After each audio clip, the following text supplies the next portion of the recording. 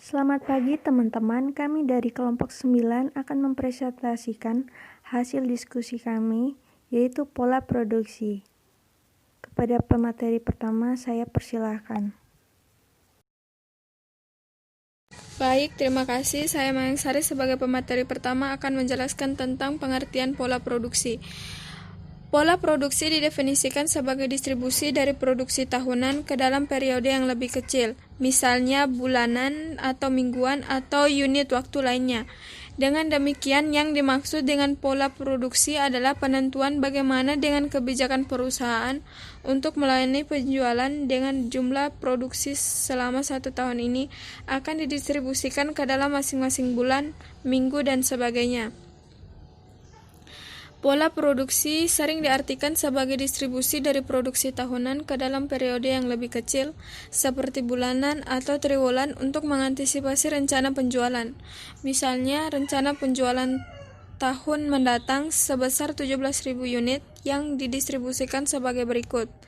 Triwulan 1 sama dengan 5.000 unit, triwulan 2 sama dengan 2.500 unit, triwulan 3 sama dengan 3.500 unit, dan triwulan 4 sama dengan 6.500 unit. Selanjutnya akan dilanjutkan oleh pemateri kedua.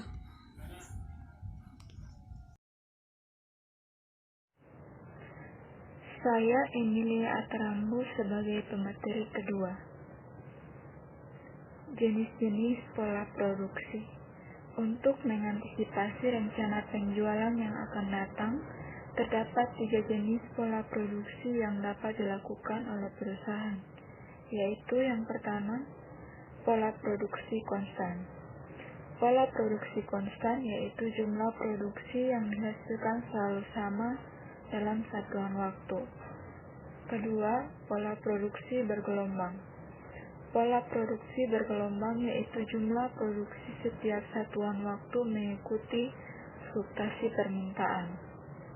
Dan yang ketiga, pola produksi moderat. Pola produksi moderat yaitu jumlah produksi dalam beberapa periode tertentu konstan dan dalam periode tertentu mengalami kenaikan untuk kemudian konstan kembali.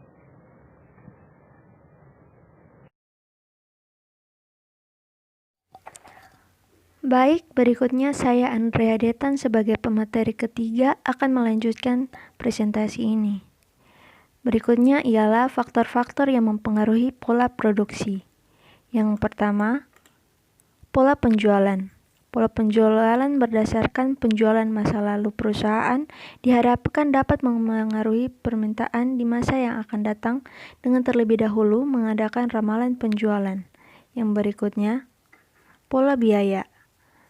Terdapat 4 jenis pola biaya yaitu biaya perputaran tenaga kerja, yakni biaya yang timbul sehubungan dengan penarikan dan atau pemberhentian tenaga kerja. Yang kedua, biaya lembur. Biaya lembur yaitu biaya yang timbul sehubungan dengan kelebihan jam kerja karyawan atau overtime premium cost. Yang ketiga, biaya simpan. Biaya simpan yaitu biaya yang timbul sehubungan dengan penyimpanan dan persediaan.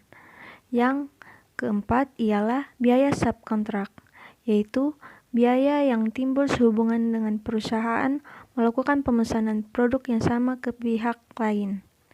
Dan yang terakhir adalah kapasitas maksimum fasilitas produksi.